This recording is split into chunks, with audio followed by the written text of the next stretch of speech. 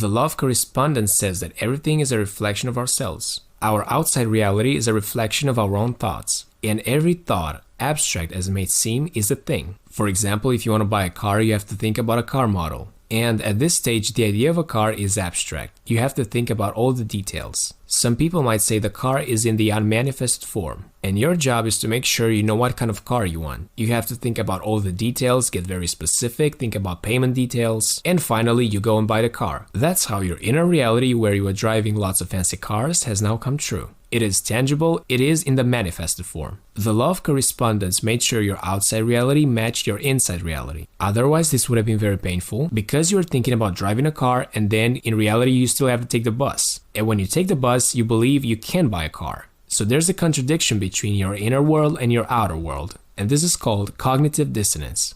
Going back to the idea of our outside reality being a reflection of our inside reality, we all see reality from our own perspective. So we could say that we create our own reality, because each and every perspective is different. It was built after the process of trial and error, and it was also shaped by our parents, friends, and so on. So whenever there's something you don't like in your life, it's the product of your beliefs. You have to do some introspection. Those beliefs might have been self-imposed, or maybe you acquired them from other people. Another interesting psychological behavior linked to the law of correspondence is projection. It means that you project on someone else your own shortcomings. You're doing this to protect yourself, to protect your own ego. Instead of saying, I'm lazy, you're going to say, wow, look at that guy, he's so lazy, he never goes to the gym. You have this flaw integrated in your personality, but you're trying to make it look normal. If everyone around you is lazy, then being lazy is normal. Nobody's going to criticize you for that.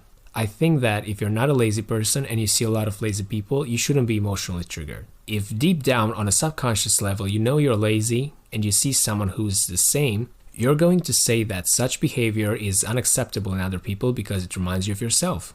We all have our dark side that we are not proud of. In psychology, it is known as the shadow, which is made of repressed emotions. We are trying to hide it, and I think that's even worse. The shadow needs to be expressed too. Now, I'm not saying that we should go and do all the weird things out there, but at least we should acknowledge that we are capable of doing them. So this law of correspondence is a very interesting concept. By looking outside, you can see what's inside. I'm talking mostly about ourselves because we are not sure how much we can see this in other people. It's such a mystery, right? You can also misinterpret things, so it's hard to tell what's going on in someone else's mind just by looking around him. This is where life gets super complicated and we are not sure whether we see things from the right angle. We can adapt. After all, adaptability is the most marketable skill in this century. So let's go with the flow, experiment things, and embrace everything that happens to us because it happens for a reason. Until we catch the next wave of events, I want to remind you that we ain't fooling around.